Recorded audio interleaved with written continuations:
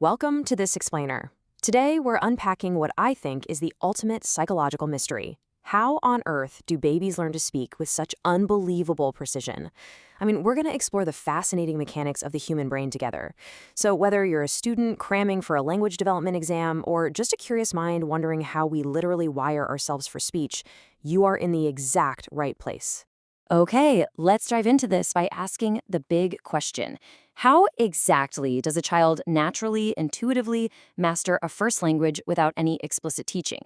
Just imagine a completely mundane, everyday interaction between an adult and a toddler. Right beneath the surface of that simple moment lies this fiercely debated scientific question. Are we born with some sort of grammar blueprint already in our heads, or are we just really, really good at copying what we hear? To solve this, here is our roadmap for today. 1. Behaviorism. 2. Mentalism. 3. Cognitive theory. 4. The critical period. And 5. Final exam prep. Let's get right into it. Section 1. Behaviorism, Habits, and Conditioning. So championed by psychologists like John B. Watson, Ivan Pavlov, and B.F. Skinner, behaviorism basically argues that language isn't some innate, magical gift. It's simply a habit formed by our environment. Now, for your exams, you absolutely have to differentiate between two types of conditioning. First up is Pavlov's classical conditioning. These are involuntary reflexes, like a dog drooling just because it hears a bell that it associates with meat, right? Then we have Skinner's operant conditioning, which is voluntary behavior shaped by rewards. Picture a rat pressing a lever by pure chance, getting a treat, and suddenly becoming this tiny genius who presses it on purpose just to get more food. Let's apply Skinner's idea directly to language using a really beautiful four-step sequence. Step 1, the stimulus. Daddy enters the room. Step 2, the response. Baby Dave is babbling and just randomly blurts out, Dada. Step 3, the reinforcement. Daddy beams with pride, he smiles, he claps. And finally, step 4, repetition. That positive reward turns a totally random sound into a learned habit. Dave figures out, hey, saying Dada when Daddy is around gets a pretty great reaction. But wait, if you see this on an exam, you've got to know the counterargument. Children are incredibly creative. They aren't just passive tape recorders waiting for a treat. If language is purely imitation and repetition, how on earth do kids suddenly invent complex, grammatically correct sentences that they have literally never heard their parents say? Which brings us to Section 2, Mentalism, or innatism, the inborn capacity. That exact flaw with behavioralism led the famous linguist Noam Chomsky to vehemently argue that humans possess a unique biological capacity for language. We are definitely not blank slates. Enter the LAD, the language acquisition device. Chomsky theorized this is a sophisticated, innate blueprint hidden deep in the brain. Now, it doesn't contain a specific language like English or Japanese, but rather the universal rules of language itself. It just sits there, kind of like a detective, waiting for the child to hear speech in their environment to trigger it into action.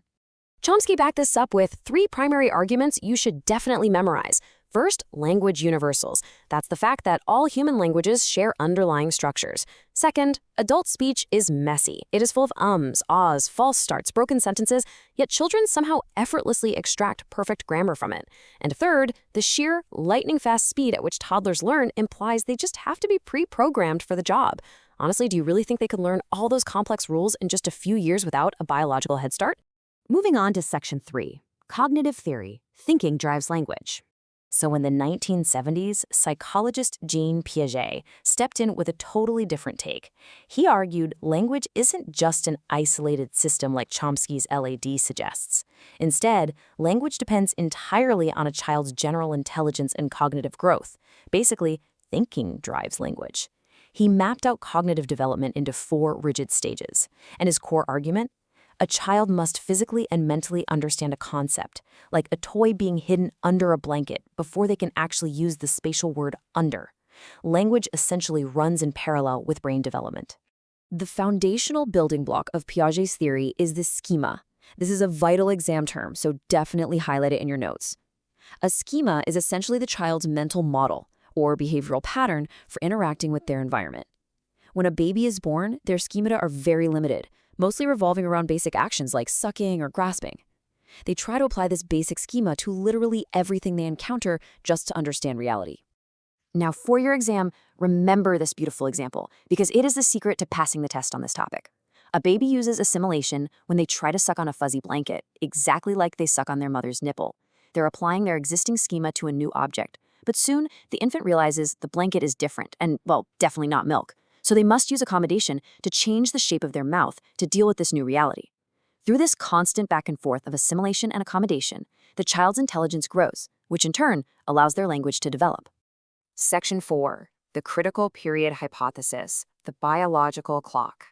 This brings us to a really fascinating biological element. Popularized by Eric Lenenberg in 1967, this theory suggests a strict, unforgiving biological clock. He boldly argued that for a human to acquire a first language normally, it absolutely must happen within a very specific, narrow window, starting around 18 months of age and closing tightly by early puberty. Outside of this critical period, he argued, acquiring a first language becomes incredibly difficult, if not completely impossible. He actually linked this narrow window to a physical process called lateralization. So the human brain has two hemispheres connected by a bridge called the corpus callosum. Lenenberg claimed that at birth, both sides can support language, but starting at 18 months, functional specialization begins. The brain starts assigning specific tasks to specific areas. By puberty, this process is totally fixed, and the left hemisphere has strictly and permanently taken over language functions. Basically, if you haven't learned to speak by the time this brain cement dries, the window is closed for good. Tragically, this theory was tested by the case of a girl known as Jeannie, who suffered extreme isolation and only began learning her first language after puberty. When scientists studied her, they found she was actually using her right hemisphere for language, because her left hemisphere had already lost its plasticity. Her language development remained permanently abnormal, which provides the stark, real-world evidence that there are indeed severe biological constraints on language learning later in life. Section 5. Final exam. Solving the questions. Okay, let's put on our professor hats and bridge the gap between understanding these theories and actually passing your exam. We're going to use a rapid-fire Socratic method to test your recall on the actual study questions from your source material. I'll present a question, give you a second to think, and then we'll break down the perfect answer together. Ready? First up, think back to our very first theory, Part B, Question 4. What is behaviorism, and what are its main principles? How did Watson and Skinner view the language learning process? If you get this on your test, what are the keywords you need to use? Here is your perfect answer. Behaviorism is the empirical theory that language is simply a linguistic behavior learned through habit formation. Its main principles rely entirely on environmental factors. A stimulus prompts a response, which is then shaped by reinforcement and repetition. Crucially, behaviorists flatly reject the idea that humans possess any innate or inborn abilities for language. Got it? Next question, moving to the biology of the brain. Part A, Question 9. What is the corpus callosum? Think back to our discussion on the critical period and brain lateralization.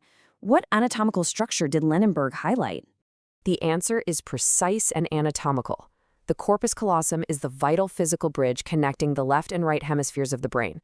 It plays a key role during the critical period as functional specialization occurs, allowing the two halves of the brain to communicate before the left side ultimately takes full dominance over language. And finally, I'm going to leave you with this provocative thought to ponder. This is really the ultimate essay question. Part C, Question 9. Which theory of first language development do you find most attractive or balanced, and why? After exploring all the evidence, from Skinner's habits to Chomsky's internal devices, Piaget's cognitive schemas, and Lenenberg's biological clocks, which of these four theories do you believe truly solves the mystery of the human mind? Or maybe the real answer is a master synthesis of them all. Thank you so much for joining this explainer, and good luck on those exams.